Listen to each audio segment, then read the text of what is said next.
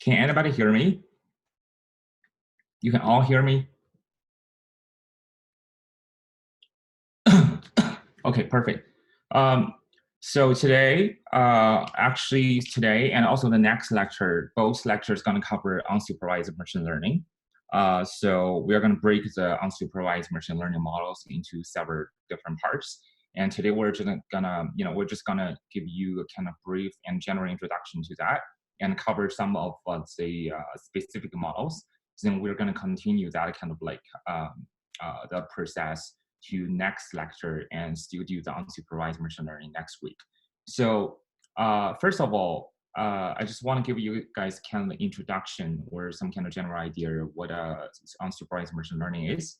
So today's outline, or including next lecture, is we're going to break unsupervised machine learning into two parts here. So part 1, which is unsupervised machine learning 1 here. So in this part, we are gonna, do an introduction. So I'm gonna introduce some kind of ideas of unsupervised machine learning, and I'm going to introduce some kind of theoretical models and theories, or some kind of framework related to two of the most simple and also the most popular unsupervised machine learning models, like Pca here and k-means.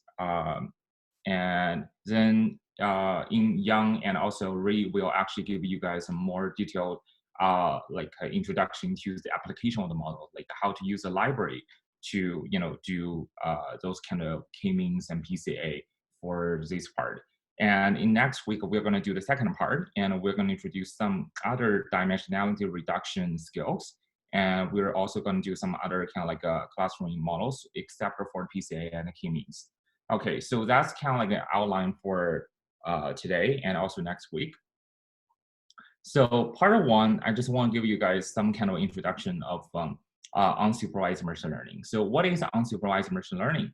So basically, unsupervised machine learning has one of the most important features, that is it focuses on the data that has no label. So you don't have any label for the y or target, or sometimes you don't even have the target. So for the supervised machine learning, sometimes we'll have x, right, and we'll also have y. So this is the target, and x is just a bunch of features. But for unsupervised machine learning, that means we don't have that part. We actually don't have the y part. We only have the x part. That is, we only have the features. And our goal is try to use the features without a y to predict y, to predict a label on a y, or to classify y, or to clustering, to cluster the y into different groups. So that's kind of unsupervised machine learning. So the main difference between supervised and unsupervised machine learning is the supervised machine learning has a labeled target, but unsupervised machine learning doesn't have any labeled target. Okay, so for example, if you try to predict someone's kind of like, whether this person will purchase the stock tomorrow or not, or you try to predict the stock price next day, which you don't have the price yet, then that's unsupervised machine learning. Okay. So that's the unsupervised machine learning, some kind of general introduction on that part. So, but how do we actually predict the y using x? So basically, the model's main responsibility is to learn the structure of the data without any assistance. So basically, you put the data, you put the x into the model, it's gonna figure out the pattern of the data itself. So as for how, it depends on different models, but the model will actually do the automatic learning itself, then predict the y.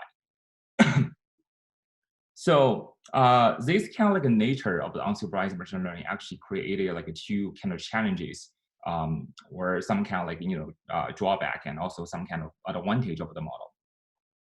So the advantage of the model is since now we don't have the y, we can actually process a large amount of data. So now we can be able to put a lot of data into the model so that we can predict the y.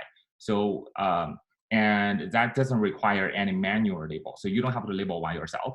It's automatically going to give you the label for the y. And the challenging part is that it's difficult to evaluate the quality. So the quality of the model is really hard to evaluate. So why do we say that? For example, for the regression, which is a supervised machine learning, you can evaluate using accuracy score. That's basically what we do previously. But for the unsupervised machine learning, since you don't have the y, we don't know what the real y is. We cannot really, evaluate whether our predicted y approaches the real y or not. So that's a key kind of like challenging part. But with supervised machine learning, I know what the real y is. I just compare those two, the predicted y and the real y. But here, we don't have the real y.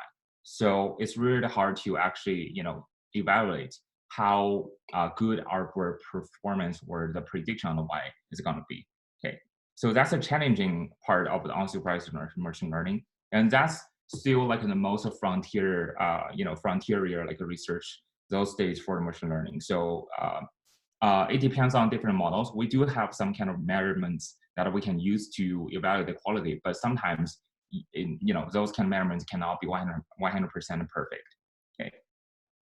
So for unsupervised machine learning, so there are basically two kind of main groups, like main categories that falls into this kind of like model framework.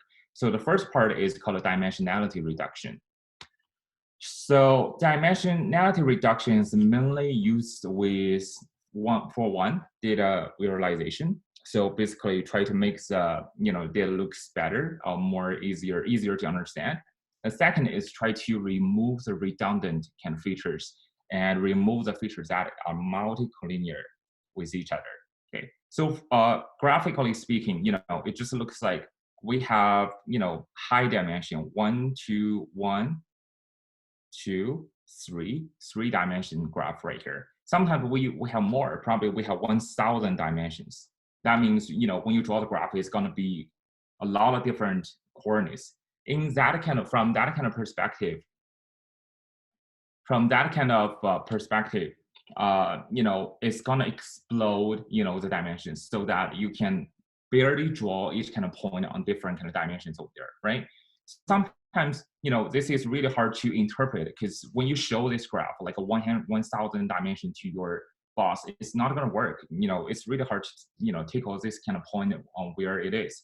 So one way to do that is we can actually, reduce the dimension. That is, we compress that into 2 dimensions, like this, right? We can compress from the top, just using y and x. Or we can compress it from the side using y and z, right? So that we can compress it into 2 dimensions, into lower dimension kind of like variables. So previously we have 3 variables. Here we only have 2. So excuse me. So that's a visualization part. That's what we mean that we do the dimensionality reduction to actually reduce the dimension to make the graph looks easier to understand. Second kind of like a problem is maybe x and z and y, those 3 variables are perfectly collinear or kind of correlated. That is, maybe y equal to x plus z. If that's the case, then we have the multicollinearity problem right here. Then we have to remove 1 or 2 kind of variables here. So how do we remove those, right? Since we actually reduce the dimension from 3 to 2, we actually remove 1 of them here, remove the z. And here we remove the x. So from that perspective, dimensionality reduction actually serves for another purposes of reducing the redundant variables. Okay, so that's the dimensionality reduction part for this type of model. Any questions so far? All good? Okay, let's move to the next part. Another category of unsupervised machine learning is actually called clustering. So clustering, oh, sorry, I forgot one part. So for the dimensionality reduction here, we have like 2 most commonly used like models. One is called TS and E, one is called PCA. So we are gonna introduce the PCA today, and I'm gonna leave this to next lecture. So TSNE is short for T-distributed stochastic neighboring embedding. PCA is called principal component analysis here. So today we're going to do this one, and next week we're going to do this one here. Okay. And for clustering, So clustering, you can think about clustering as unsupervised, like a version of classification. So previously we talked about classification. And classification has a lot of different kind of models here, like, like logistic, right? Or random forest or decision tree. So those are just classifications, but those all have the Y here. But clustering is same, it's kind of similar to classification, but it doesn't have the Y. So basically, you only have the X, then you have to group all the X's together to recognize the Y. So that is, you have to identify the labels using the Y you have without the real Y. So for example, suppose we have 1, 2, 3, 4, 5 different clusters here, right? So basically the clustering, like the task here is actually try to group, all these kind of like different clusters into 5 groups right here. So that we can know, oh, this is one cluster, second is third, so on and so forth. And each data point here, they don't have Y. Okay, so no data point here has a Y. So after you group this kind of cluster together, then you're gonna use the X here. The model gonna use the X here, tell me, oh, what is this? What is this cluster? So on and so forth. And what is this cluster? What is that cluster? So on and so forth. So basically, it's kind of grouping all these kind of clusters, all these kind of data points in different clusters and recognize that. So one of the example you can think about is, think about this data point as U here. And we try to predict your height. And we don't know your height yet. So basically we can group, different kind of like persons into different clusters here. Then we can, for this kind of cluster, maybe the height is 170 centimeters. And for that one, maybe it's 180 centimeters, and so on and so forth. Okay. So basically, this is a cluster. So for the cluster, we have different kind of models as well. So we have the simple and most commonly used one, k-means. And we also have a hierarchical clustering, which is kind of similar to the random forest. And we also have affinity propagation. Okay. So today we're going to do this one here, and we're going to leave those two to next week. Okay. So, okay, so that's kind of introduction of the clustering. So next, let's, dive a little bit deep into the 2 types of models here. First is called k-mean. So what is k-mean? So k-mean algorithm is actually an iterative algorithm that actually partition the data set into several different kind of like distinct non-overlapping subgroups where each data point belongs to one group. So basically this is telling you this is just a cluster. Okay, so basically you can group all the data points into k clusters. So that's the goal for the k-means. But each data point can only belong to one group. So there's no data point belong to group 1 and group 2. So it can only belong to one group.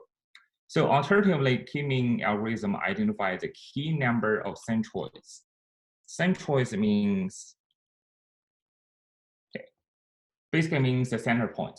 Okay, basically means the center point. You can think about that as a leader. Then you're going to allocate all these kind of data points around the center points or around the centroids here to the nearest cluster while keeping the centroid as small as possible. So graphically, I can show you graphically how that works. So basically, k-means, what k-means do is, I'm going to pick up a center, call this center 1 here. Then I'm going to, try to find a points which kind of close to that point.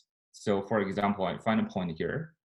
I find a point here, which is very close. Find a point here. I find a point here. Okay. So with more and more points, you're going to find many points that's very close to this center.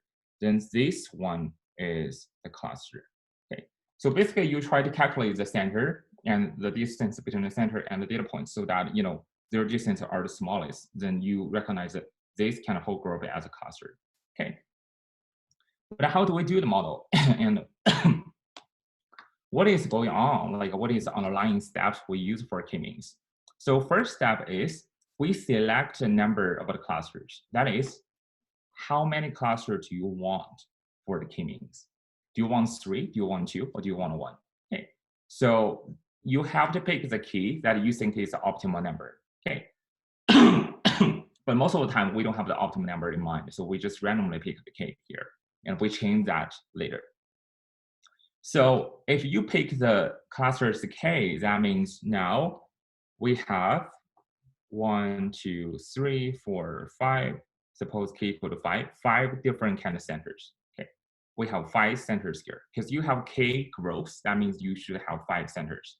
Okay, then we indicate, the key points at centroid. That is, each kind of the key points here are the centroids or the centers randomly within the space of the data.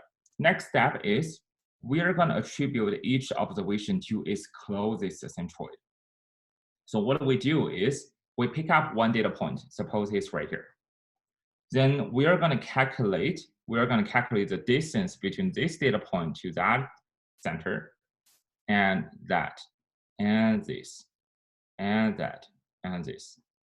And we are going to compare all these kind of distances here, and we're going to pick the smallest one. And I would say, oh, this data point is kind of like, the soldier to this kind of team here. Okay, so that's how it works. So basically, you have to calculate the distance between the point and all the clusters or all the centroids here. Then you pick the smallest one and use that point belongs to that centroid. Okay, so what kind of distance can we use for the calculation here? How do we calculate the distance? So by default, k-means use Euclidean distance. Okay, actually use Euclidean distance as a default distance here. So what the Euclidean distance looks like is looks like this. Okay, so basically it's a square. Okay, basically the square. You sum up the squares between the data points and centroid. And you sum up the square distance, then you just do the 1/2 kind of square over there. So basically, this is L2. This is L2 distance here, okay, because they use a square, okay? Or more kind of like a general definition would be this, okay? So that's a Euclidean distance for 3 dimensions here, 3 different features, okay? Oh, sorry.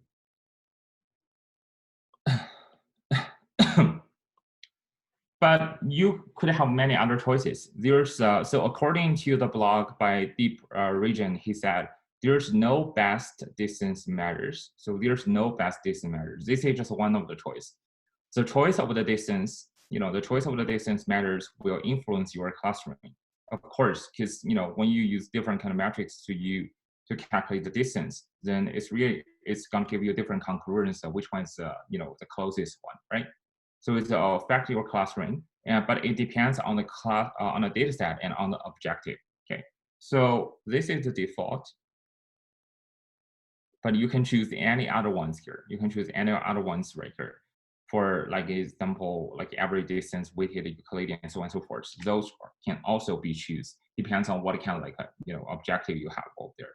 Okay, so suppose we already have finished the distance. We calculate all the distances. So what's the next step? The next step is to update the centroid, the center point of the centroid to the center of all the attribute set of the observation. Okay, so basically what you do is, for example, I find this point here belongs to that because it has the shortest distance over there. So I'm gonna update the center point by taking the middle of the 2 points, middle point of 2 points. So now this is the old center, and now this is a new center. So basically, I try to update the center by adding more and more points. Okay, does that make sense? Any question with this part? Because this is really important here. Okay, so basically, I find a point that's closer to the old center, Then I'm gonna update the old center and replace it with, the average between the 2 points. Okay, that's gonna be the new center. Okay. So that's the next step. So how do we update that? One way to do that is, or by default, is actually try to take the average or the mean of all the data points here. So that's what I did previously on the graph. So basically, if you have 3 different features, you are gonna, take, the average of the 3 different kind of features over here. Okay. So next step, you're gonna repeat steps 3 and 4. That is, you're gonna find a point and recalculate the distance. For each point, you're gonna recalculate the distance between that point and all the cluster centers. And then you're gonna update the centers with the closest data point. And you're gonna do it again. So you're gonna repeat steps 3 and 4 for a fixed number of time until all the centroids are stable. That is, until you find a cluster that doesn't really change anymore. Okay, so that's how k-means works. So I'm gonna do a really brief, go through this really briefly. So the loss function of the k-means depends on the distance formula you choose. Okay, so k-means is just like a previous models. It should have a loss function, but it depends on the distance you choose here. So basically, the k-means, what the k-means try to do is, for the data points, as for the k-mean, I try to find the smallest distance here, right? And so that's the goal. So, or alternatively, so k-mean, what k-mean try to do is, I try to reduce the distance within the cluster, but increase the distance between the cluster. Okay. That is, I try to make every point that belong to the same cluster as close to each other. But but I also want to make those kind of points within that cluster very different from other clusters. Okay, so I try to reduce the within cluster variance, but I try to increase the the inter-cluster distance. So that's what k-mean try to do, and that's the rationale behind the loss function. So since we use by default is Euclidean distance, so this is L2. Basically, we try to calculate the square distance right here. So why do we actually use that as a default kind of distance? Because if you have a loss function which is a square, that means that kind of function is convex. And if it's convex, then that means it must have some kind of local or even global minimum.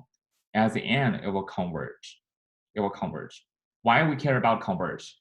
Because if it converges, that means the clusters are going to be stable at the end.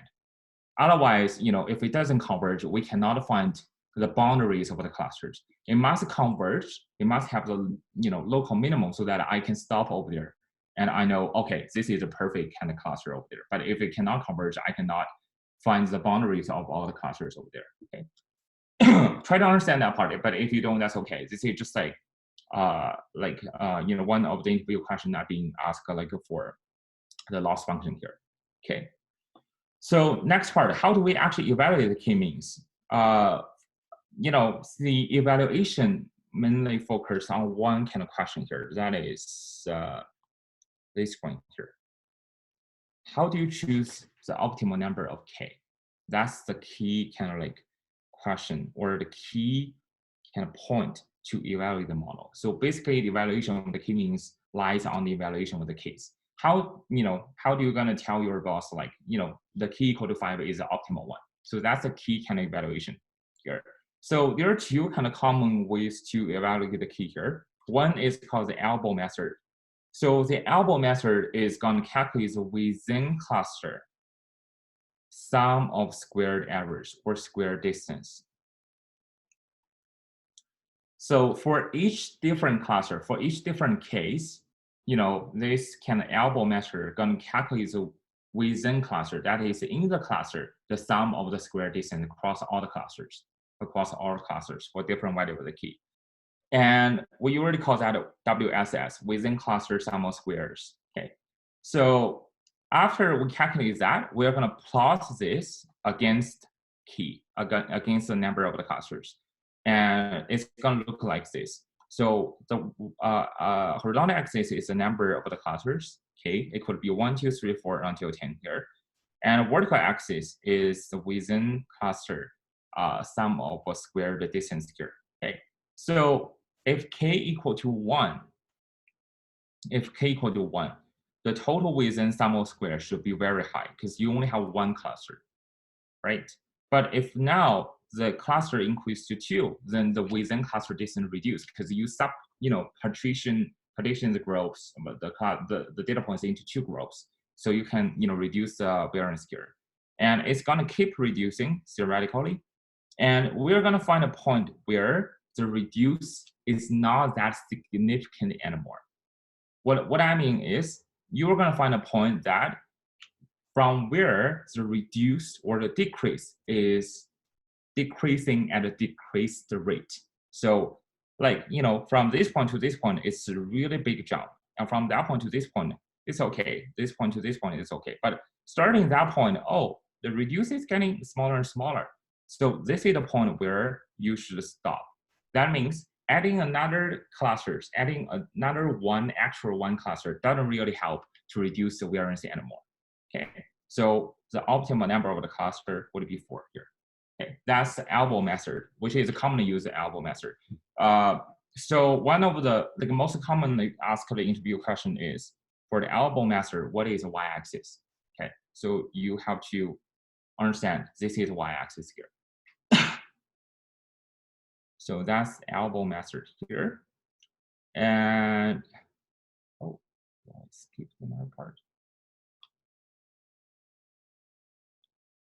So a different kind of a methodology to evaluate the key means is called,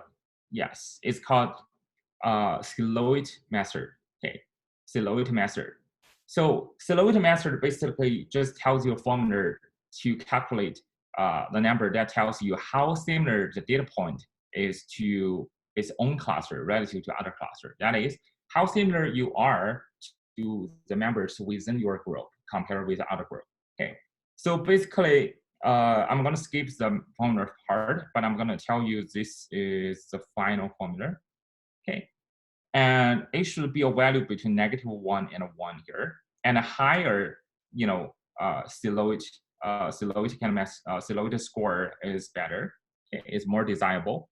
So we already have 3 different kind of standard to judge whether it's good or bad. So if the silhouette score is 0, that means this sample is very close to the neighbor, which is not good because you try to make the sample close to its, its kind of cousins within that kind of cluster.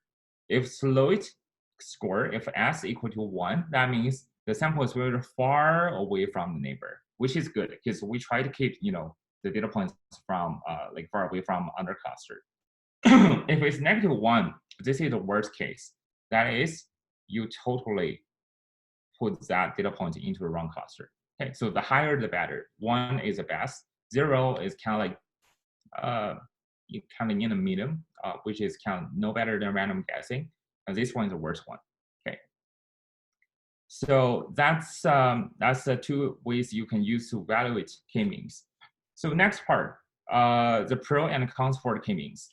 So what kind of drawbacks of the k-means? So pros, I will talk about that later, which is not a big deal. But the drawback of k-means is commonly tested for all kinds of interviews. So the drawback of the k-means, first one is cursor dimensionality or complexity. Remember what we said before? When we do the k-means, we have to calculate the distance between this point with every single other point over there, every single other kind of centroid over there. Okay, so that means for each data point, you're going to perform 5 calculations. What if you have 1,000, you have 1 million data points. That means you have to perform calculations. And what's going to happen? It's going to explode. Okay, so this is one of the drawbacks of the k-mean. That is, when the data points with the sample size getting larger, and also when the feature, the number of the feature getting larger.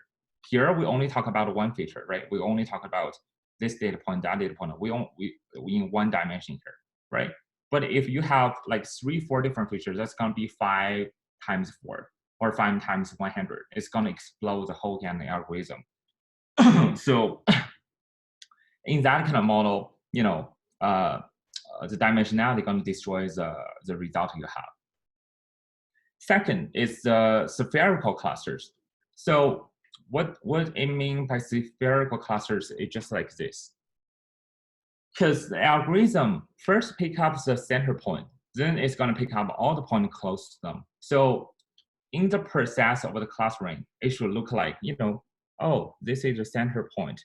Then every other point should be around it, right? So it's going to be, this is center point. Every other point is going to be just rounded near the center point. That is, it only do this kind of rounded cluster. It only do the rounded cluster because you try to find the, all the points. It's like a magnet. You try to find all these kind of points that's magnetic to the center point. But what if, you have a cluster that actually looks like this? You have the data point that looks like this.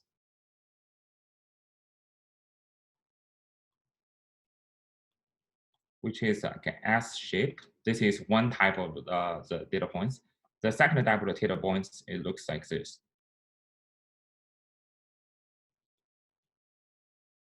So it's like a 2S. This is one type. This is the second type. Since we only do the rounded cluster, that means we cannot find a line like this to separate the two clusters. Okay, so we can only do this. This is one cluster. That's another cluster.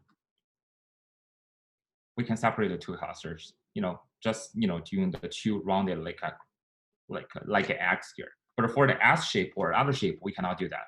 So that's another kind of drawback for the k-means. Okay, so I'll only do spherical. Spherical means rounded clusters. Okay, like an S shape or other than spherical kind of shaped cluster, you cannot do that. Another kind of point is called hard clustering. Okay, it's called hard clustering. So k-means hard clustering. That is, each data point can only belong to one cluster. So back to the previous example, this data point here can only belong to this kind of cluster. It cannot belong to that cluster, which sometimes doesn't make any sense. For example, if we try to predict your consumption preference, whether you are vegetarian, whether you like meat, or whether you like nutrition, whether you like chips, sometimes you can belong to different clusters. Maybe you are vegetarian, but at the same time, you like to drink a lot of protein powder, right? So if that's the case, then this is not a good kind of choice. So k-means only attribute one data point to one cluster. Okay.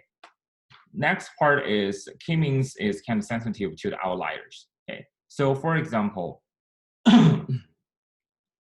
if you have the data point like this,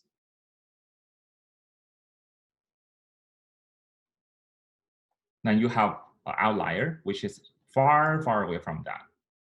But the k-mean is going to calculate this kind of data point to the center of that kind of cluster.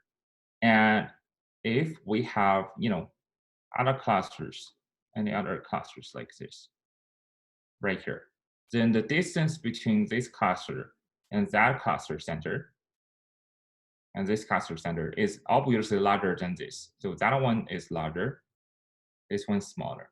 So you're going to put this data point to that cluster. So what does the cluster look like? It's going to look like this.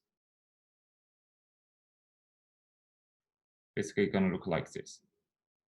Okay. So it's not a really good cluster because in the middle you don't have anything. You try to take care of that point because it's an outlier. Okay. So that's what we mean k-means is sensitive to outliers. For the other problem, I will just skip that. You can just look at it yourself here. So those are not that important. But 1, 2, 3, 4, the 4 different points are kind of like drawbacks or the shortcomings of the key means here. Okay. What are pros? What is merits? Basically, it's easy to implement and understand, right? The whole algorithms are is easy to understand. Second is very flexible. That is, you can adjust like a different distance. You can adjust like the distance by using different formulas over there. Okay. So that's the key means. Principal components. Sorry, I'm gonna jump back a little bit. Principal components. Okay. Principal components is dimensionality reduction model here. Okay. So what is the PCA? What is the principal component analysis? So PCA is a methodology used for dimensionality reduction. So what they do is to project the high dimension data into the orthogonal feature subspace. So project the high dimension to a low dimension, but to a low dimension where each kind of like feature over there are independent to each other. So this means independent. So when do you use PCA? So if you want to use PCA, you have to ask yourself several questions. First of all, if you want to reduce the number of the features, but you are not sure which one to reduce or which one to remove, then you can use PCA. Or if you want to remove the features, but also you want to make sure the features that are left over are independent of each other. That is, there's no linear relationship or multicollinearity left over, then you can use PCA. Or another kind of like a thing to consider is after you finish a PCA, you don't really care about the interpretation of the reduced form of the features. That is the leftover like features. You don't care it's less interpretable, then you can use PCA. Okay, so basically that's when and how you want to use the PCA. So now I'm going to show you a kind of graphical analysis of the PCA here. So I'm going to show you the video here.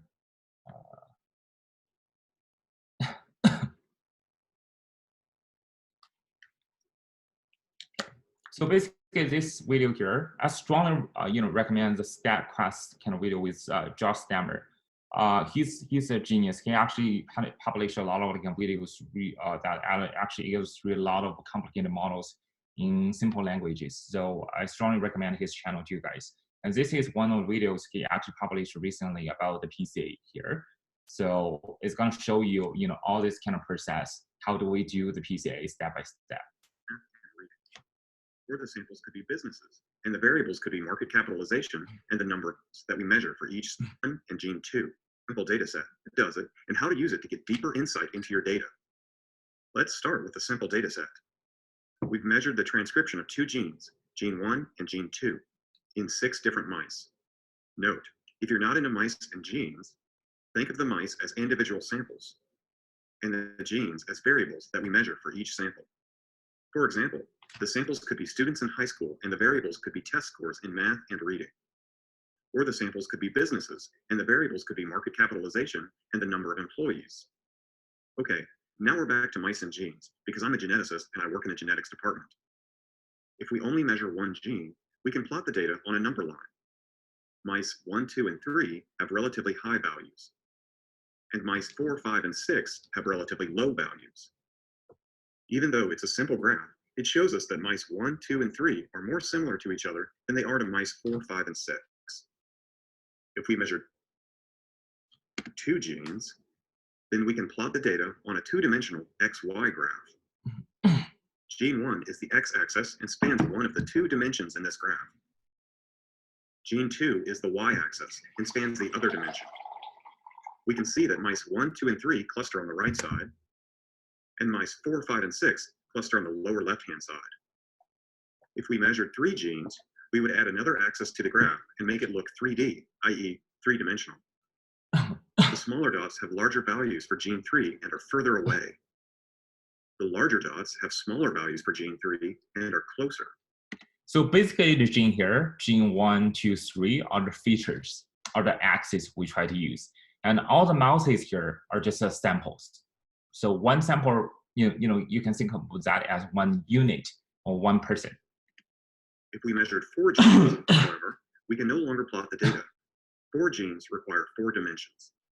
Wah, wah.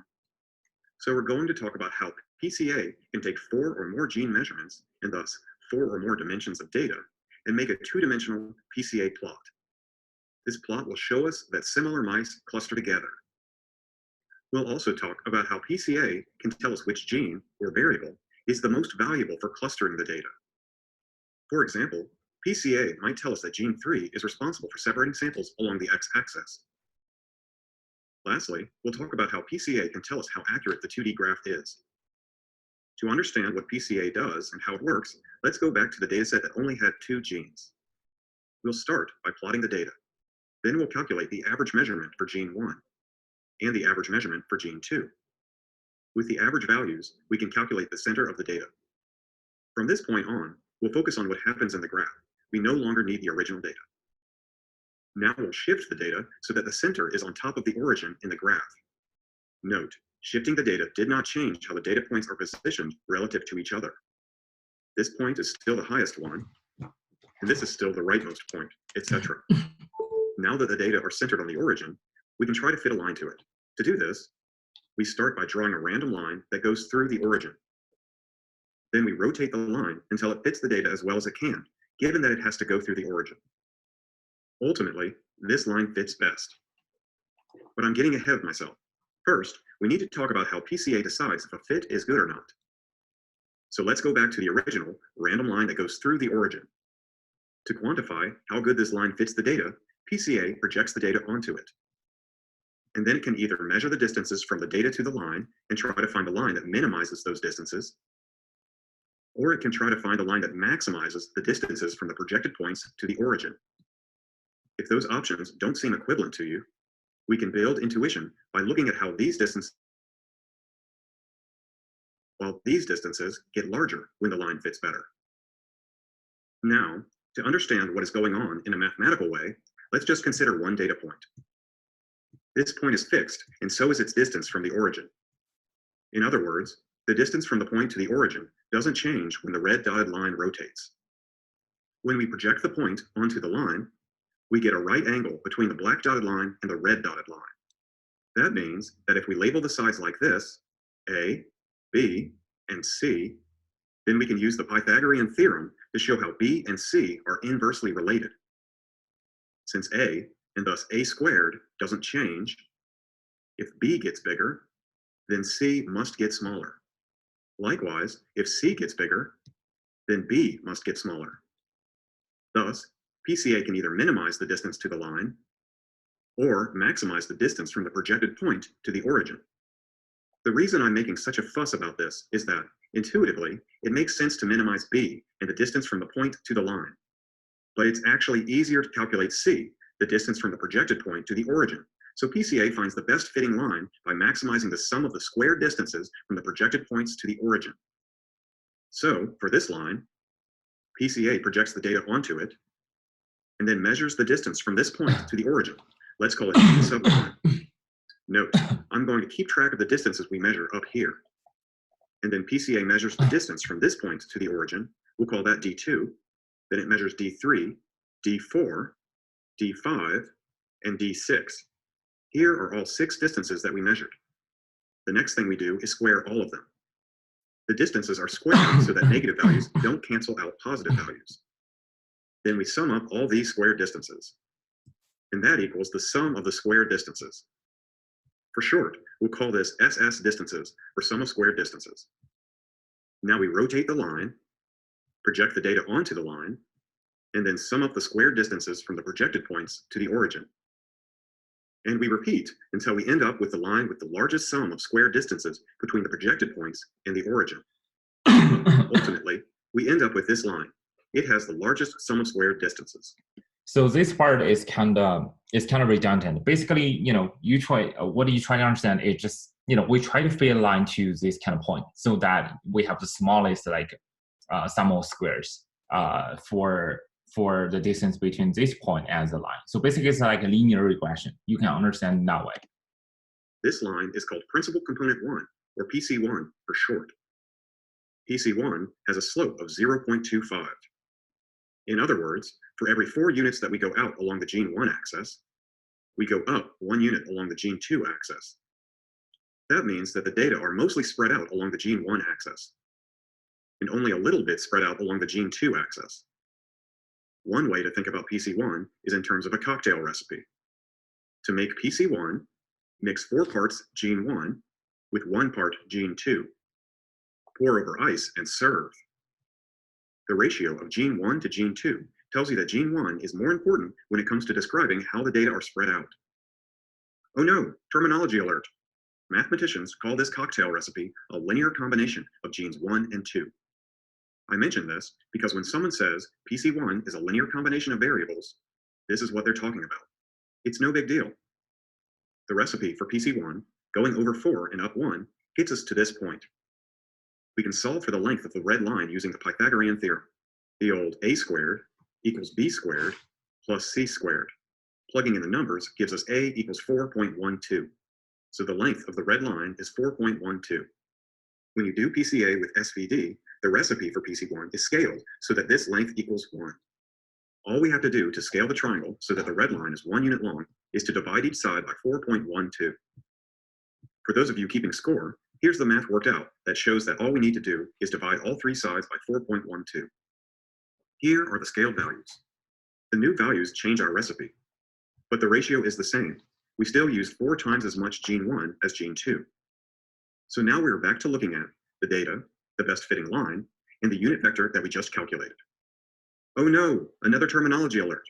This 1 unit long vector, consisting of 0.97 parts gene 1 and 0.242 parts gene 2, is called the singular vector, or the eigenvector for PC1. And the proportions of each gene are called loading scores. Also, while I'm at it, PCA calls the sums of squares of the distances for the best fit line the eigenvalue for PC1. And the square root of the eigenvalue for PC1 is called the singular value for PC1. Bam, that's a lot of terminology. Now that we've got PC1 all figured out, let's work on PC2. Because this is only a 2-dimensional graph, PC2 is simply the line through the origin that is perpendicular to PC1, without any further optimization that has to be done. And this means that the recipe for PC2, without any further optimization that has to be done.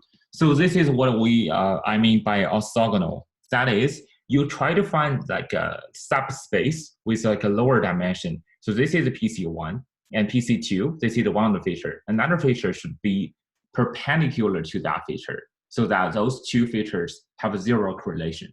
Okay. And this means that the recipe for PC2 is -1 parts gene 1 to 4 parts gene 2. If we scale everything so that we get a unit vector, the recipe is -0.242 parts gene 1 and 0.97 parts gene 2. This is the singular vector for PC2, or the eigenvector for PC2. These are the loading scores for PC2. They tell us that in terms of how the values are projected onto PC2, gene 2 is 4 times as important as gene 1. Lastly, the eigenvalue for PC2 is the sum of squares of the distances between the projected points and the origin. Hooray! We've worked out PC1 and PC2.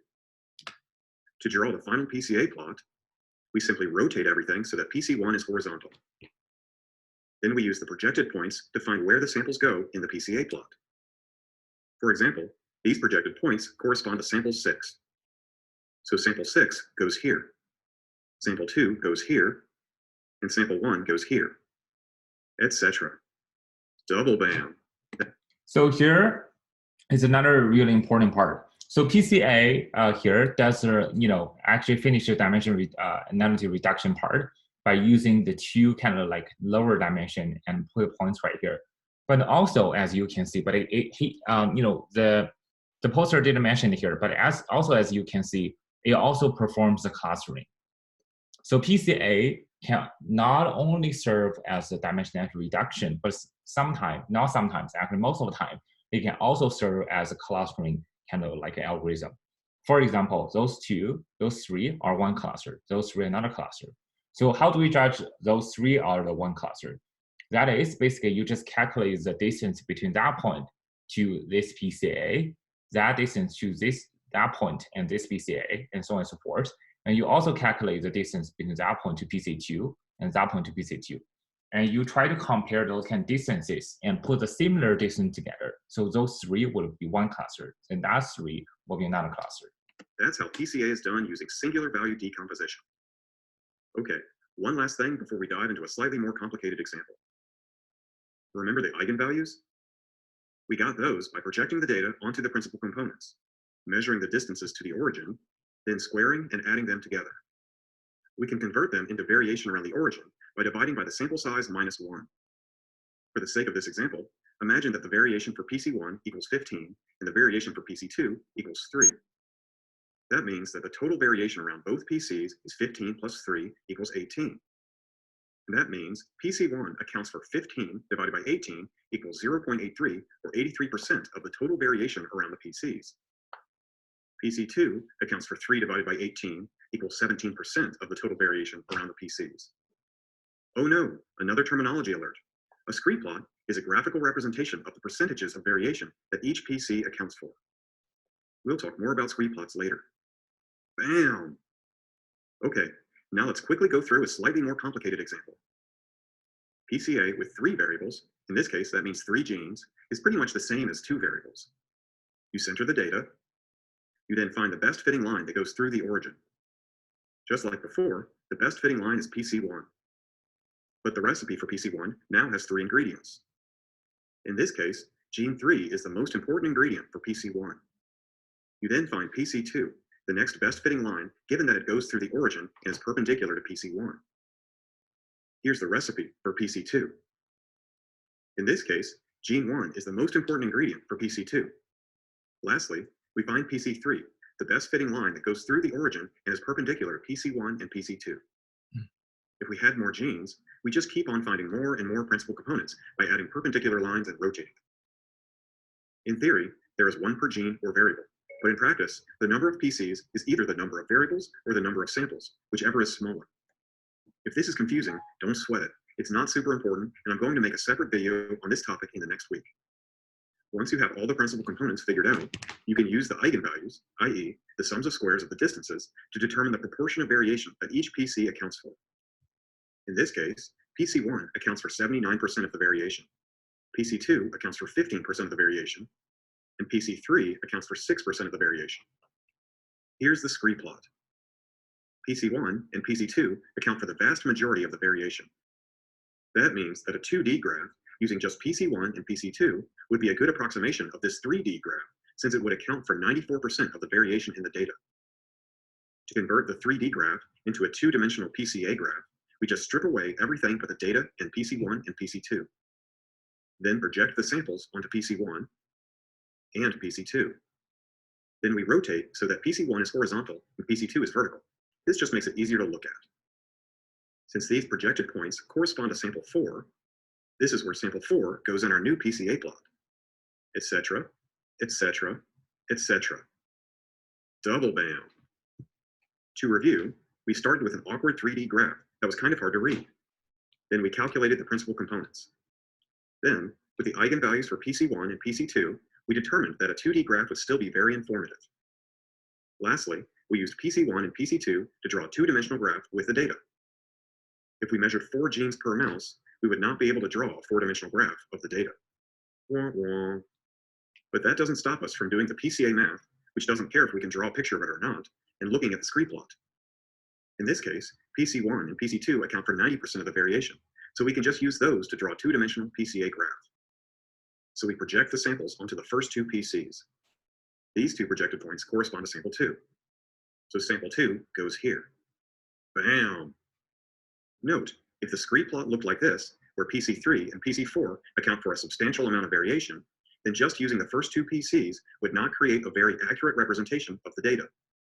Wah, wah. However, even a noisy PCA plot like this can be used to identify clusters of data. These samples are still more similar to each other than they are to the other samples. Little bam. Hooray, we've made it to the end. Okay, so that's basically the graphic explanation of PCA here. So as you can see here, PCA is actually, try to use the singular value or eigenvalue decomposition, try to project the high dimension space features into low dimension so that it can be easier to understand. So now I'm gonna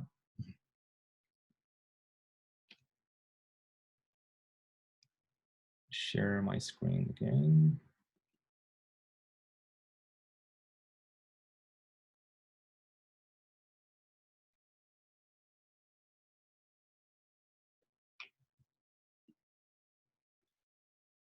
So that's a graphical explanation. I'm going to show the last part, which is a mathematical explanation. That's how mathematically we do the PCA. So first step, basically, you have to take the matrix of the feature X. And for each kind of column, you have to calculate, the X minus the average of the X here. Okay. Basically, you have to subtract the mean from the X's over here. Okay. So that's one first step. Second step is optional. It depends. Like sometimes, if the axis doesn't have the same kind of scale, you have to standardize the X, and the standardization basically is X minus X bar divided by the variance. So it's a standardized X here. And after that, we got the Z, which is this part. And in the next part, we're going to do the multiplication of Z, transpose Z, and Z. So that TZ, that's what we got in that step. This is actually the covariance matrix of Z. Okay, this is the covariance matrix of that here. Okay, and that is actually what the foundation of the PCA. So PCA is based on the covariance of the data here. Next part is we try to do the singular value decomposition, which is what the video just told us. Basically, that equals to P dpt. So this is called singular value decomposition. So P here is a matrix of the eigenvector, just like in the video. D is just like diagonal matrix here with eigenvalues on the diagonal and 0 values otherwise anywhere. Okay, so basically that's the eigenvector. This is eigenvalue. That's the eigenvector again. So the eigenvalue of the D is associated with the corresponding column in P. Okay, so basically, if the first element of the D here, if the first element of the D is lambda 1, the corresponding eigenvector in P is going to be the first column. So first lambda corresponds to the first column in P. Okay. And each of the eigenvalues here, each of the lambdas here corresponds to one of the features, one of the axes. You could have many axes here. So each of them corresponds to one of the axes. Okay. So next step, we're going to rank all the eigenvalues. We're going to rank all the lambdas here, sort them from the largest to smallest, descending order. Okay. So that the largest one is the most important one. The smallest one is the least important one. And we only care the most important one, just like in the video. So after that, we truncate the lambda. Probably we only select the first two. Okay, and we just get rid of everything else. If that's the case, we got a new P star. Because remember, eigenvalues in the D matrix is correlated with the P matrix. So if you truncate the D matrix, then P matrix has to be truncated as well. Okay, so in that case, we got a new kind of truncated reducer like a matrix, which is called P star. And we're going to multiply that back to the Z here, to the Z matrix we had previously. And this is actually the final result of PCA. That's the reduced dimension of the Z that contains a feature independent of each other. Okay, that is, in that here, we only have lambda 1, lambda 2, or we only have x1 and x2 here. We only have the two like features here. Okay, so to give you an example, really quickly. For example, we have 3 variables and we have 4 features. So this matrix is going to be 3 times 4, which is the X matrix. Okay. And next, we perform the first step, X minus X bar. After that, we still have 3 times 4 matrix. But now, we just do subtract the means from each of the features here. Okay. So that's actually the Z. You can think of that as a Z here. Okay. So after the PCA, after we do the singular value decomposition, we're gonna have PC1 and PC2. We only have two kind of like lambdas here. Remember, we only have lambda 1, lambda 2. That means we only have PC1 and PC2, two features here. So if that's the case, then this is actually 2 times, it's actually 4 times 2 matrix.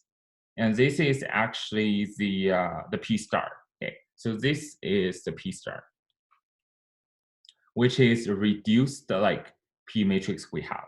Okay, so P star is 4 times 2, and why P star is 4 times 2? Because if we look at the dimensionality reduction here, we have 4 features, okay, and we only have 2 of them left over there, so it's going to be 4 times 2. So that's the P star here. Okay, so last step is we are going to transform that to that star. So we're going to multiply that back to that. Remember, that is a matrix of 3 times 4. Now, 3 times 4 and 4 times 2, the dimension is going to be 3 times 2. So that's the Z star here. Okay, that's the Z star. And Pca is just a linear combination of all these kind of features. Okay, so basically, at the end, these two are the final result. Okay, those two are the final result here. So that's a Pca here. And if you plot x against y, so x here and y here, you can find a point. You can find zero kind of distribution here. So you can cluster them. Okay. So Pca serves for 2 purposes. One is you can use that for dimensionality reduction. Second, you can use it for cluster. So 2 of the purposes are actually going on at the same time. Okay. So that's the Pca part. But how, the key kind of question for Pca is like, how many PCs do we choose? So again, this depends on your objective and your kind of common knowledge. If you already know you need to, you just need to. But if you don't know, remember in the previous video, we talked about the variance graph or the screen plot. So you can set up a threshold. Suppose I want the total variance to be 94%. Okay, you can keep PC1 and PC2, add those two together and see whether they are 94% or not. If they are not 94%, you can keep increasing another PC so that at the end, in total, you can reach for 94%. So this is like a pre kind of experiment, like a threshold you already have. So yeah, how many PCs you have totally depends on your objective and how many variants you need in total. Okay, so the more details can be found here. So I'm not going to go through that part. And how to evaluate that? So for example, the variance I talked about in the package is going to be like this. So if you set a threshold which is 95%, that means I want a total variance to be 95%. Okay. So that's basically everything about Pca and key means. Any other questions so far?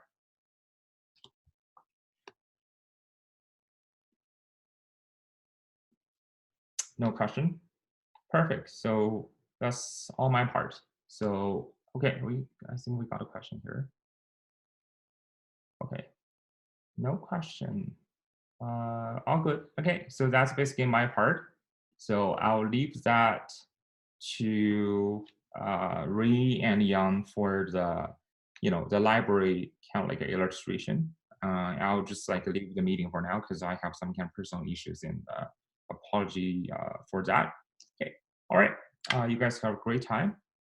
And I'll actually ask Yang to take over, and he will actually give you guys some kind of example on the notebook how to use key means, I guess. Okay. All right. I'll introduce key means, and then Jan will talk about the PCA. Okay, sure. All right. Over to you guys. Okay, thanks, Daniel. No problem. See you guys next week. See ya. Okay, I'm gonna share my screen here.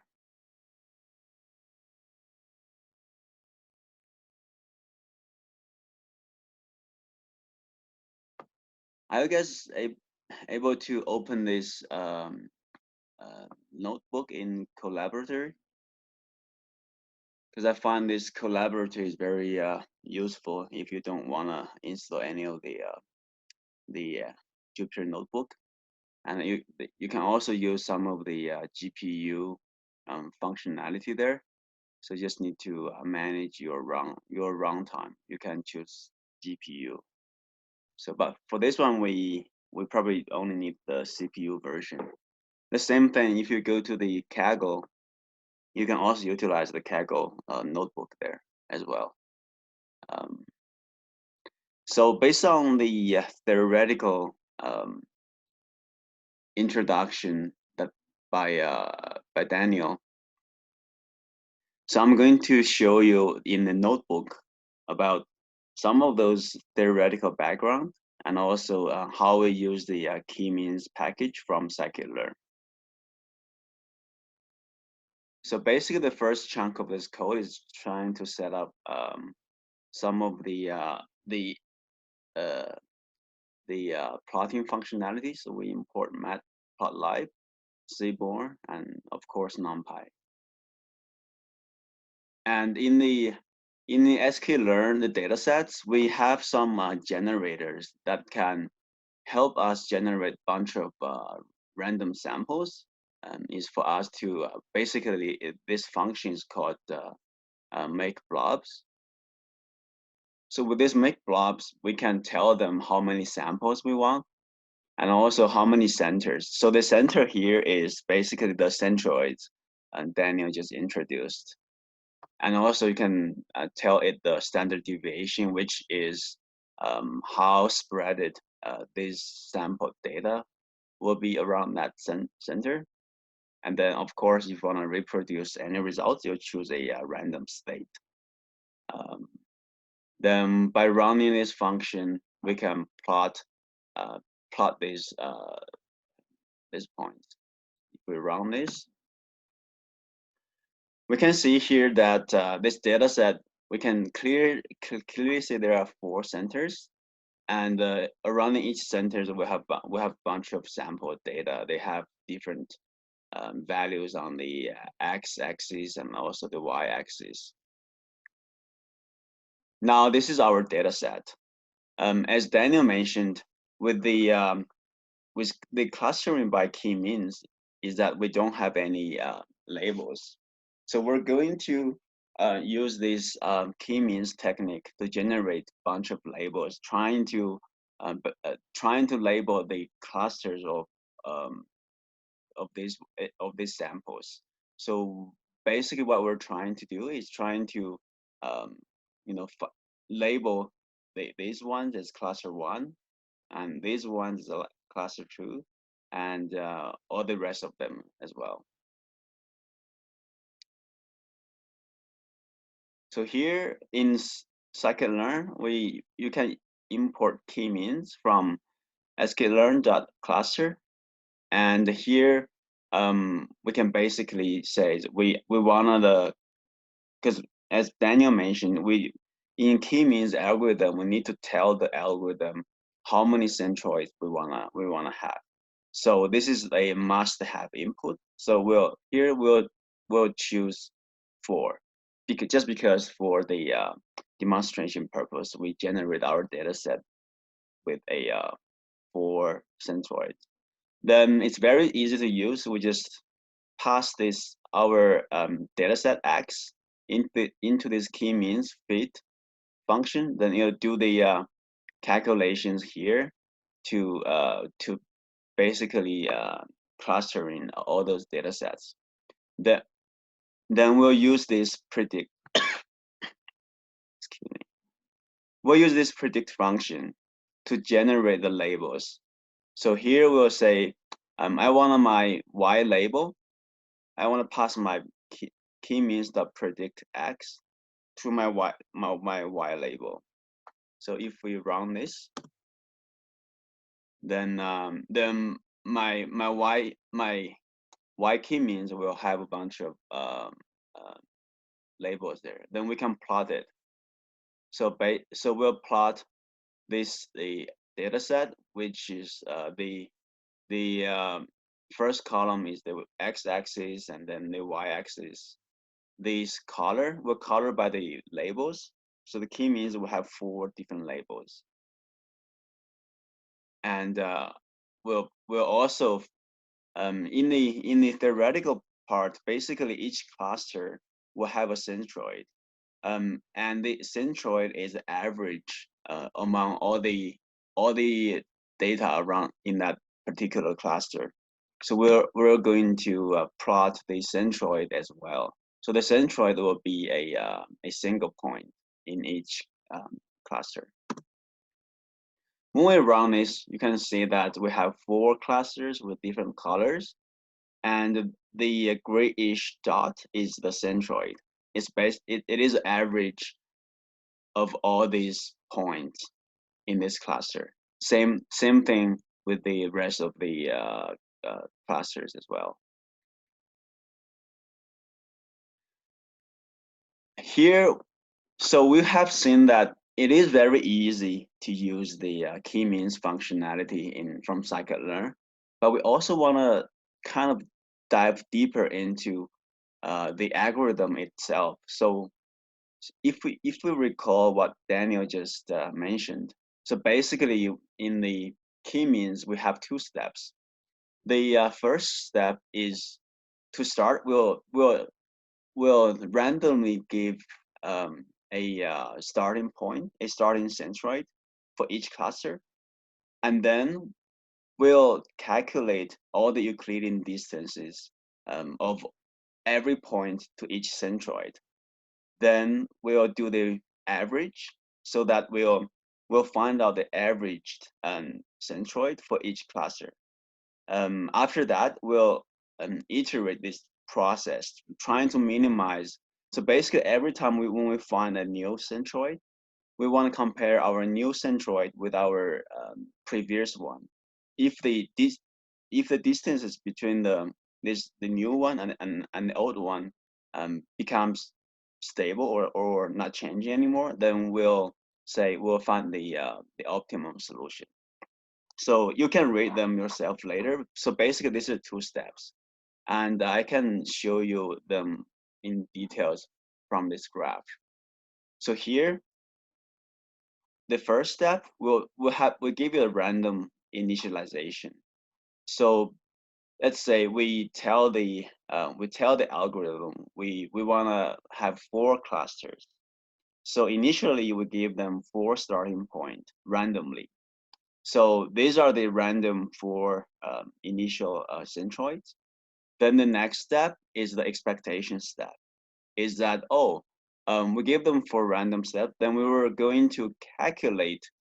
So basically, we calculate all the Euclidean distances, all these samples data.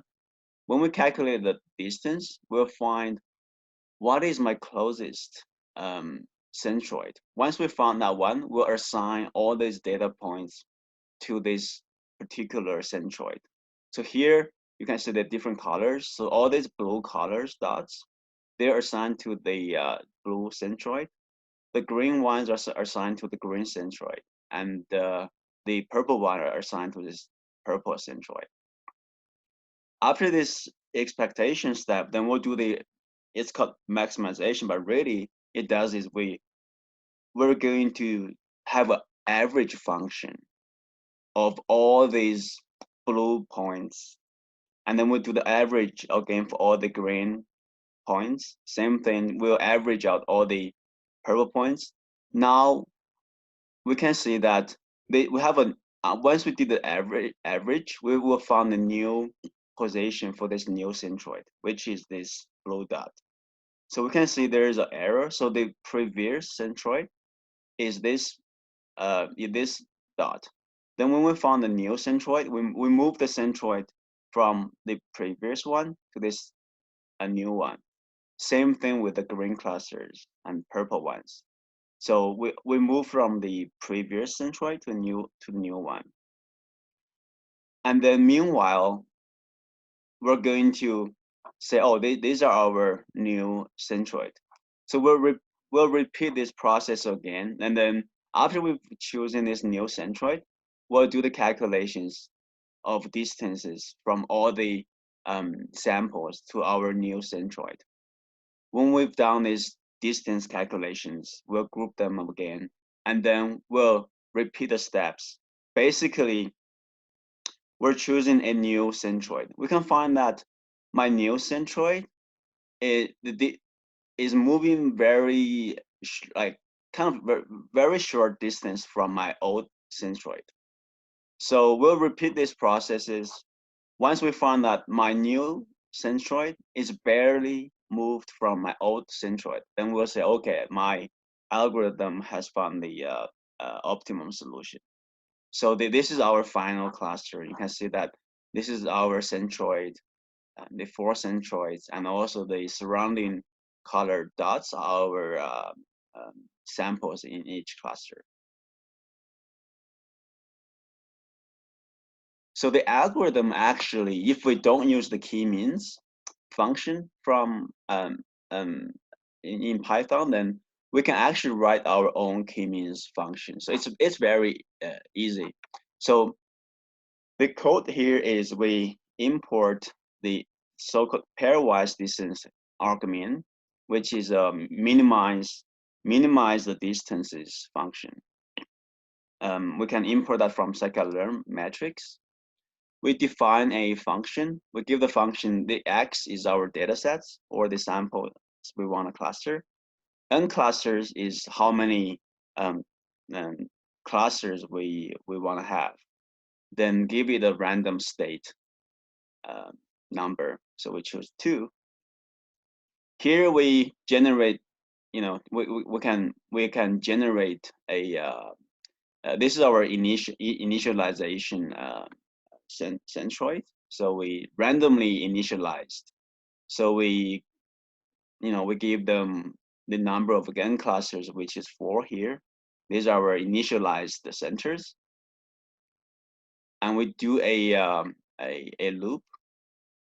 So basically, what we're doing here is pairwise distance argument is we repeat each step. So we're trying to find the distances, all the points in my x to my centroid. Once we calculate all the distances, we use the argument. We'll find out the minimum. Well, not the minimum. You can average out all the distances and then move to our new centroids, which is the next step. So this is our new center. We can see here we use the average function here to calculate the new centroid by do the average calculation of all the samples. Then we do this for all the clusters.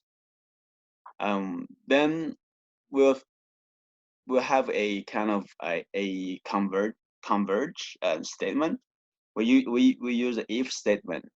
If our our new center is kind of equal to our old center, then we'll say we'll have found the optimum. Then we can get out of this loop. So this is very simple code, and we can run this code. It'll give us pretty much the same results as the k-means functionality. Any questions? Feel free to stop me if you have any questions. All right. So yeah, so the algorithm is very simple, and we can write our own. But like in the k-means from scikit-learn is very optimized, so we can just use the functionality. In the theory, we found that so the k-means may not help us find the global optimum, just because it is mandatory to give it the number of clusters, and also the random state of, like, remember the very first step is that we need to give it a starting point of our centroids, and that's random. And if we have a different random state, then we probably can have different results. For example, in the previous one, we have a random state of 2. And then we'll ask it to 4 clusters. If we run this, it gave us like 4 clusters, and it's pretty good. But however, if we change a random state, which means we change the random state of the initial step. If we change it to 8, well, you can see that the initialization with different random set can give us very different results. And this one give us relatively poorer results just because by given different random state, it didn't find the global mean optimum. So with this one, that's why we need, usually we need to run the k-means with different starting point and and then we can do a bunch of either we can choose the average, or we can try to find out the best, or we can use different evaluation metrics that Daniel mentioned. The one is the elbow method, and the other one is the it's so-called the I think it's the Hoyt analysis. So for those two methods, it can help us to find the first of all the optimum cluster numbers, and also by trying different random initialization, we can find the better solution.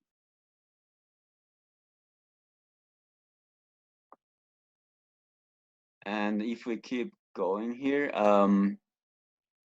so yeah, like with the same data set, as you can see, if we use different number of clusters, it'll give us different results. So that's why we need to use different method.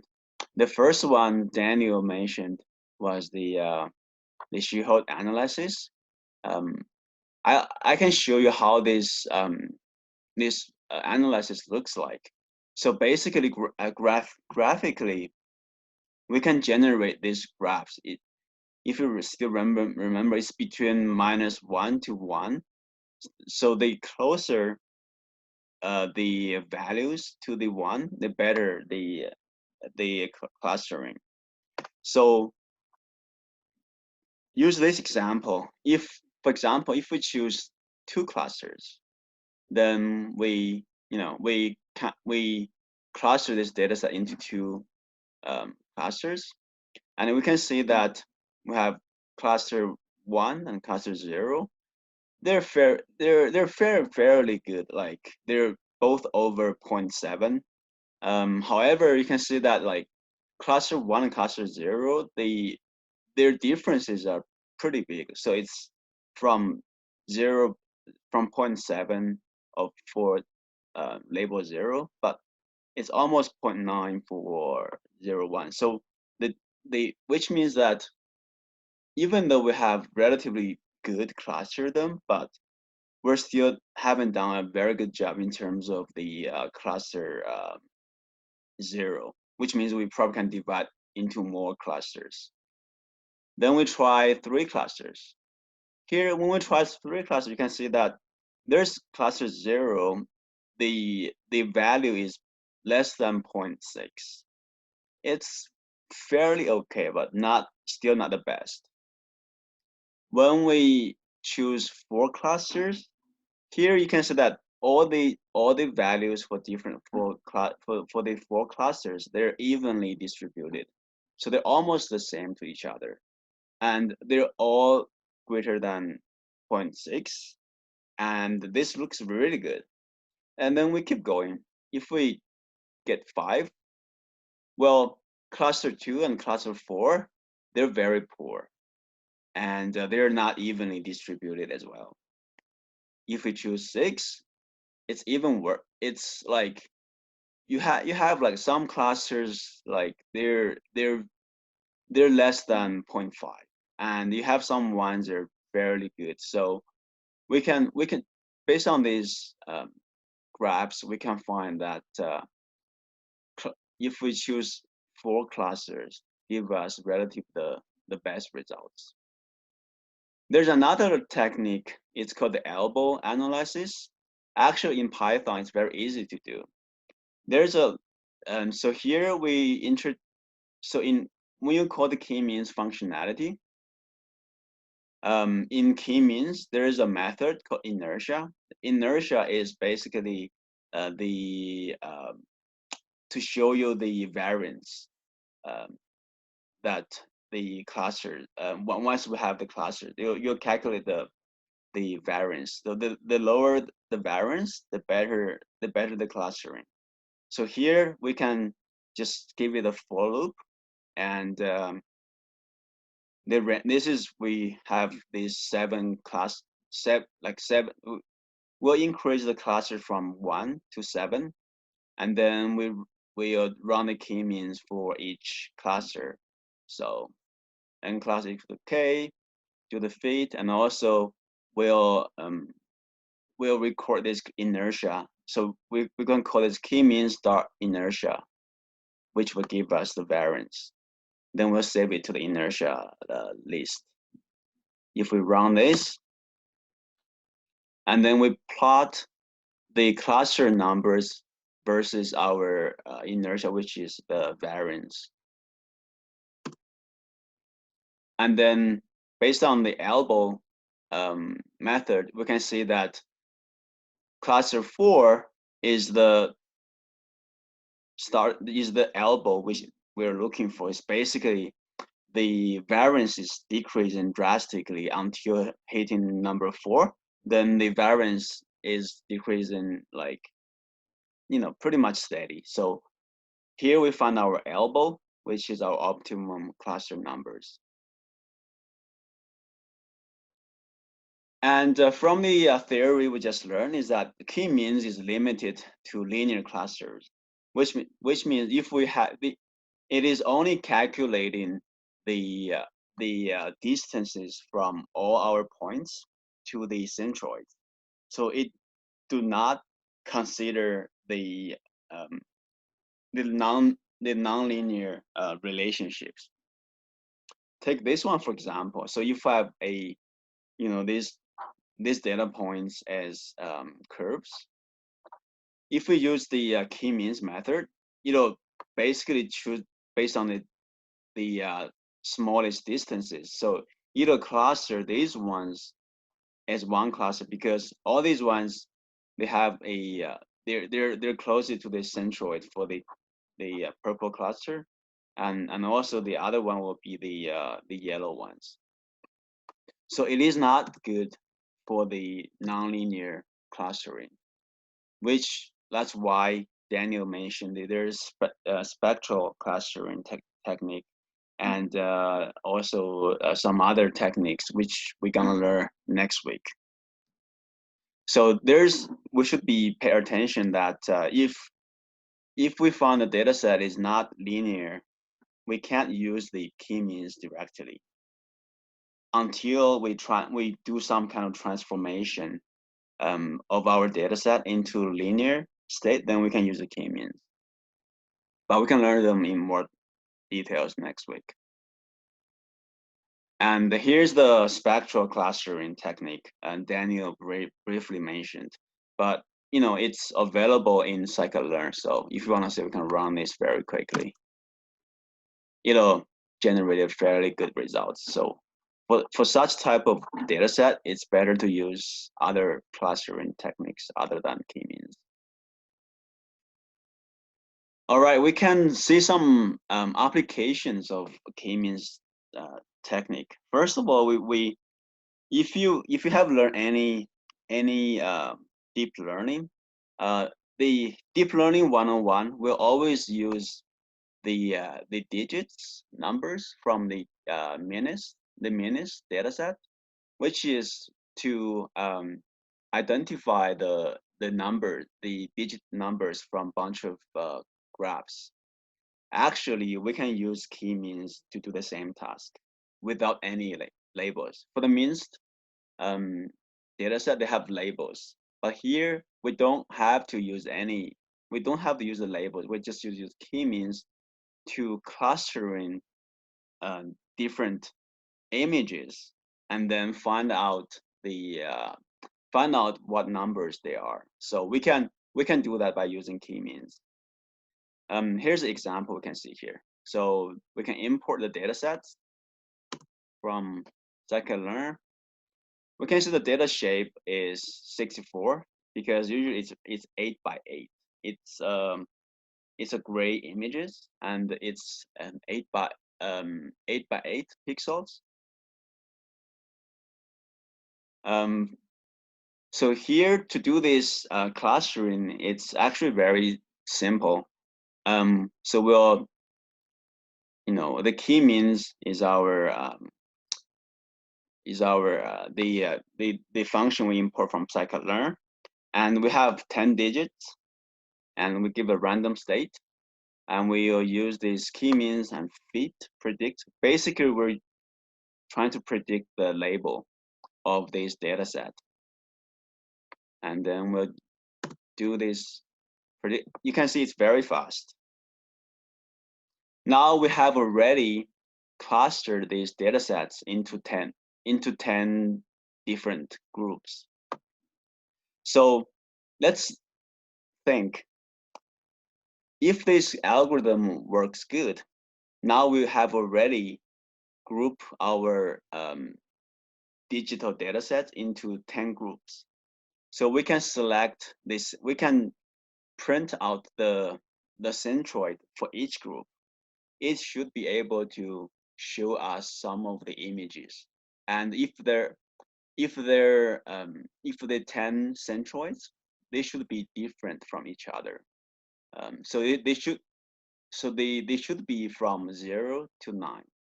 Let's take a look. So basically, we're printing out the centroids of the 10 clusters. We can see that we can see like 4, 3, 1, 2, 9, 0, 7, 6, 5.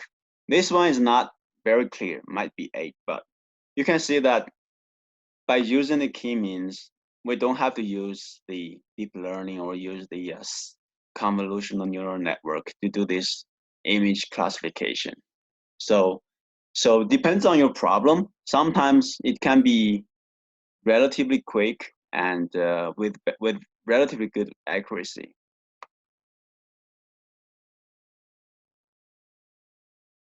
And we can actually print out the labels, and we can, because this data set has a label, so we can calculate the accuracy. So it's almost 0.8, which is not that bad. You can see how fast it can calculate. And we can generate the confusion matrix. You can see most of them are along this 45-degree line. So it's done a pretty good job. All right, and Daniel also mentioned this TSNN, which is the T-distributed stochastic neighbor embedding algorithm. It's a more complicated algorithm, but it can outperform the key means method, but it takes longer time to run. And if we have time, we can dig into more details next week. But here we can basically, it's an algorithm, but do the same clustering. But it has better results than key means. You can run this. So it takes longer time than key means. It might take a while.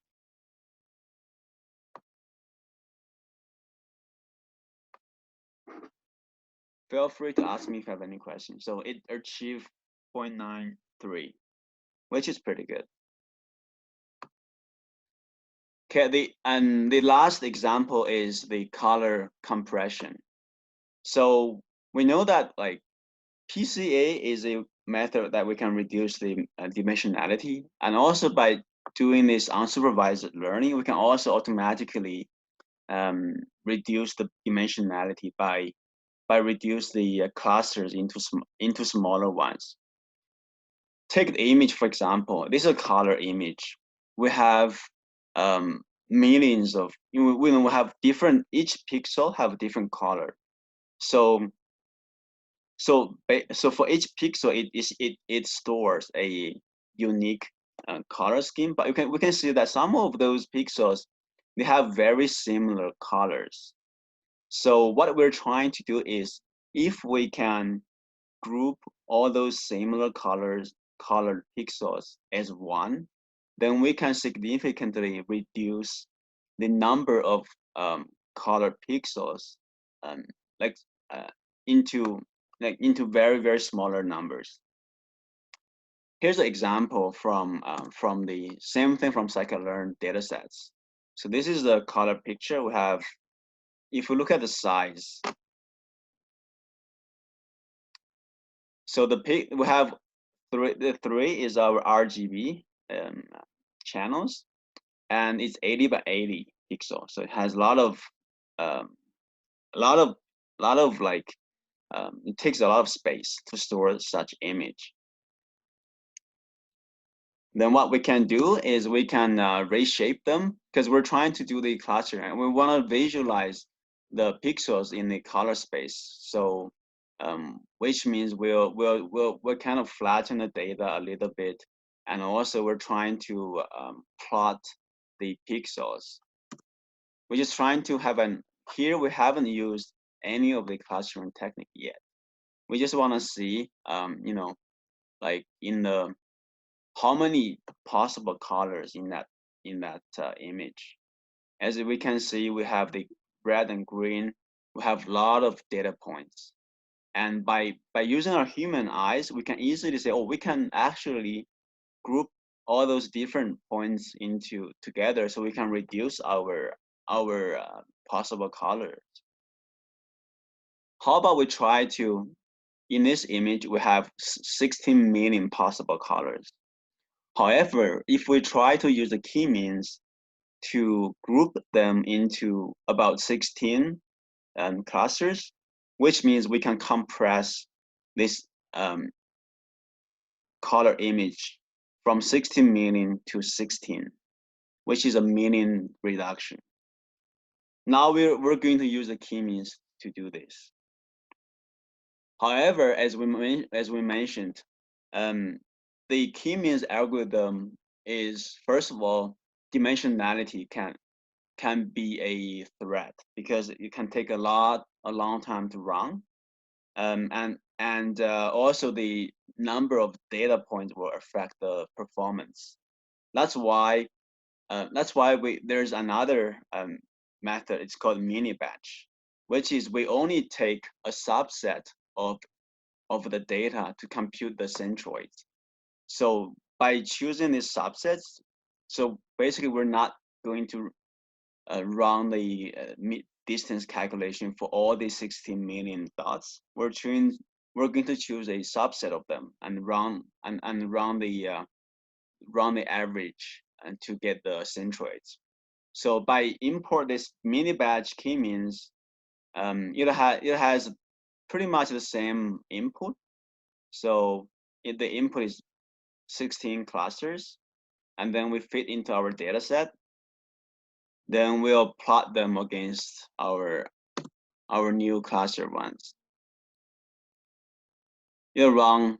So it's by using this mini batch k-means, it's still relatively quick to run. So as we can see, we have clustered them into 16 groups, and we can notice that they're very, we have reduced the color numbers, but we can still identify them in different groups. How does it look on the image? So when we restore them, we plot this image. The left-hand side is the original image, which has 16 million colors. The right-hand side is our compressed image. It only has 16 colors, but you can tell they still look very much similar, but they might have lost some details. But if you're choosing resolution versus space, this is how we can compress the images by using the k-means. I think, yeah, that's all I have. I have already uploaded this notebook into into the WeChat group. So yeah, if you have any questions, just let me know. And meanwhile, yeah, I can hand this over to Jan. He'll show some examples of the PCAs. Alrighty.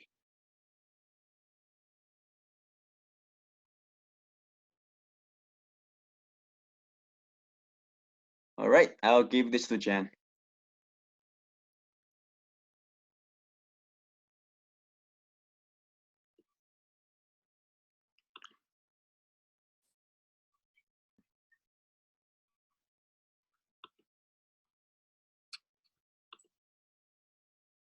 Can everybody hear me?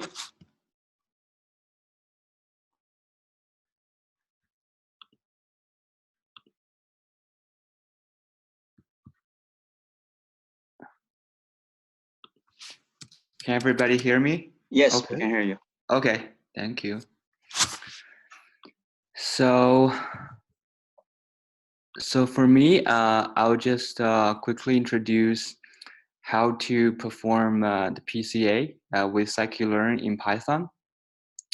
So just do a quick recap. So as Daniel mentioned before, PCA is one of the easiest, most intuitive, and most frequently used method for dimension reduction.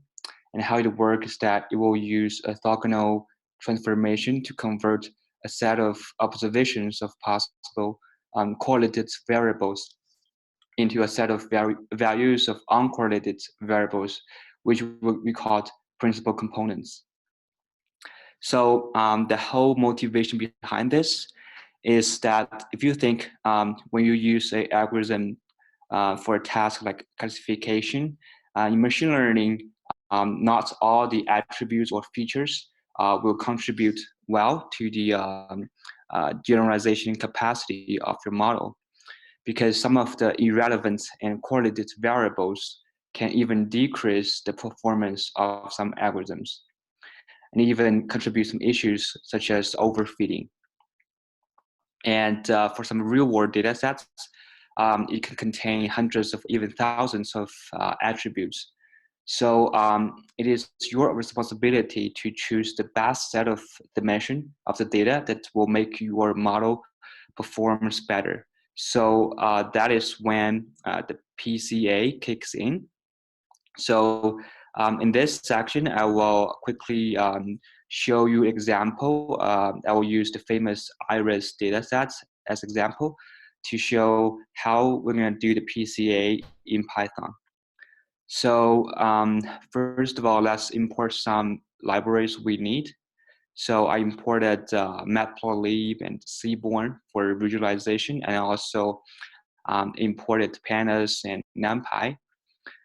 For the datasets, we can use the built-in datasets within scikit-learn. We just use the load iris. So this datasets consist of petal and sepal length data for 3 different types of iris. So if you're not familiar with these datasets, it has 150 rows in total, and we have 50 samples for each types of iris. So next, I converted the datasets into a pandas data frame. So as you can see here, we have 4 features in total. So it's not too many features, but it may be not ideal data sets for PCA. But for today, our goal is just to apply and practice the skills we've learned in our previous sessions. So before I dive into the model, I just want to show you a plot. We can plot the data sets with nicely very beautiful 3D plots right here.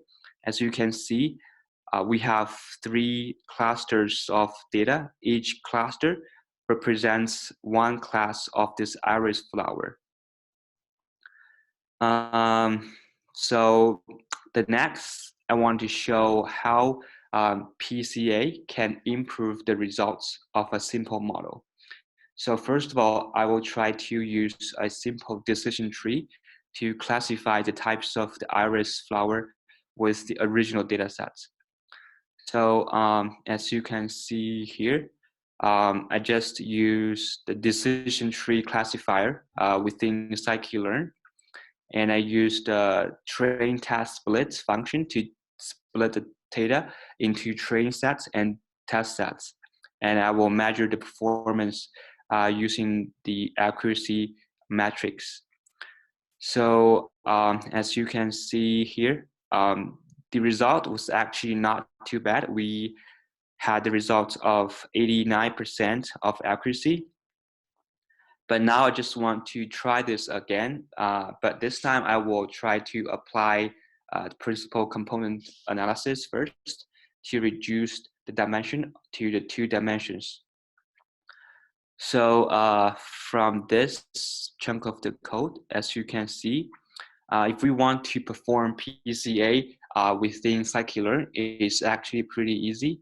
We have this built-in method called decomposition within scikit-learn. So basically, what we want is we want to identify how many of components we want. So if we look at this code here, this code actually tells us how we can use this decomposition function to perform the PCA. So we have a bunch of parameters here. The only thing we need to do is we want to set the number of components to whatever the number you want. So for now, I just set the number to 2. So basically, we'll convert the data from 4 dimensions to the 2 dimensions. Okay, and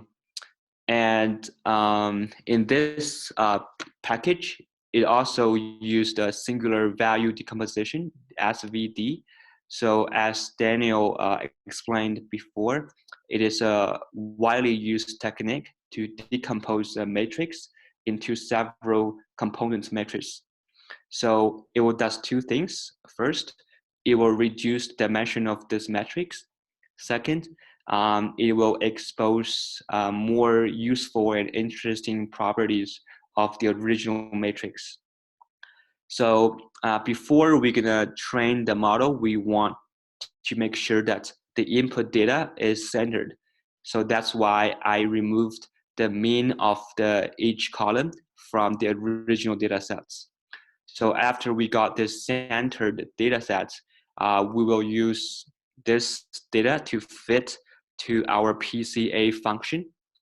And then I apply the transform method. We'll have our PCA results below. So as we can see here, this is the original data sets. We just remove the data from its mean. And right here, this output is the output after we done this PCA. So as we can see here, we only have 2 features now. So so the first one is our first principal component, and second one is our second principal component. So I want to mention that after this dimension reduction, there usually isn't a particular meaning for each principal component. So what this means is just those 2 dimensions indicates the variation of those 2 features. So personally, I think this is kind of a drawback of using the PCA, because it's a bit hard to explain what those 2 principal components means, and it's a bit hard to explain to those 2 PCs to other.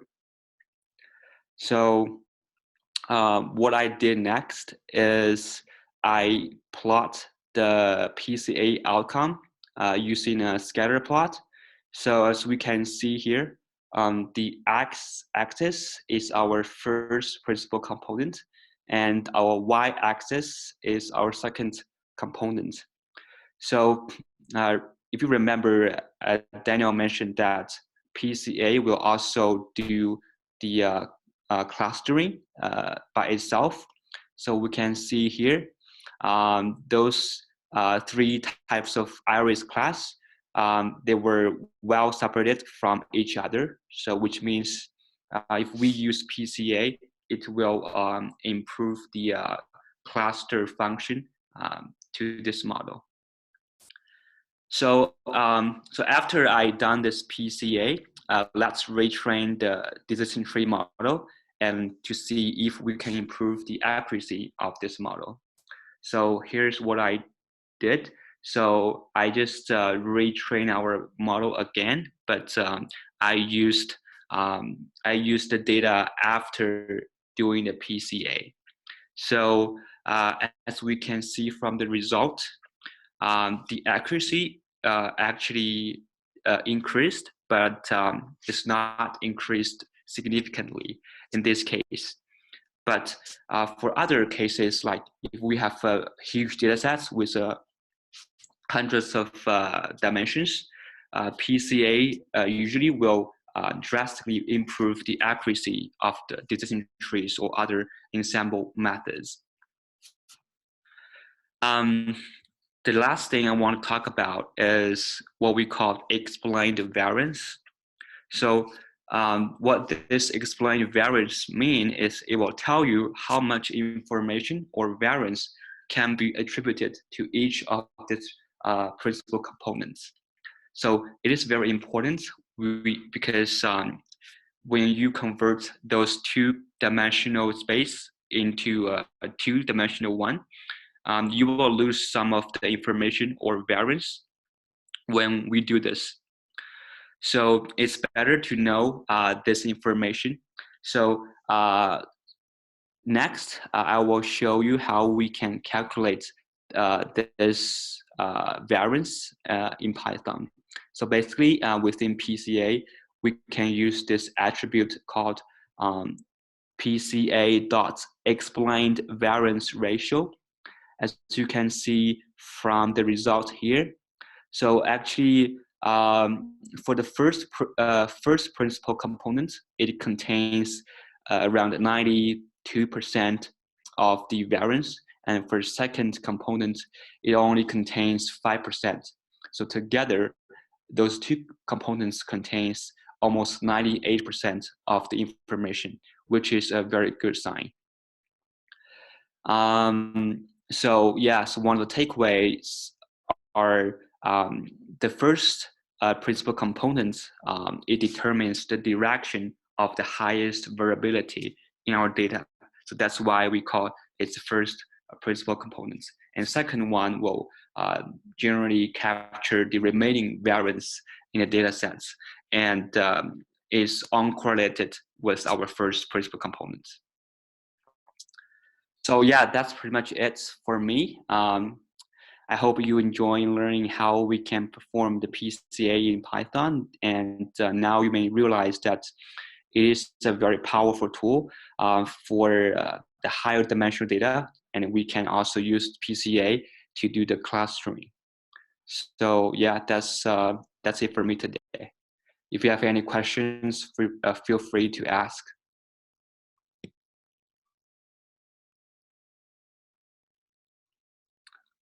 Okay, any questions?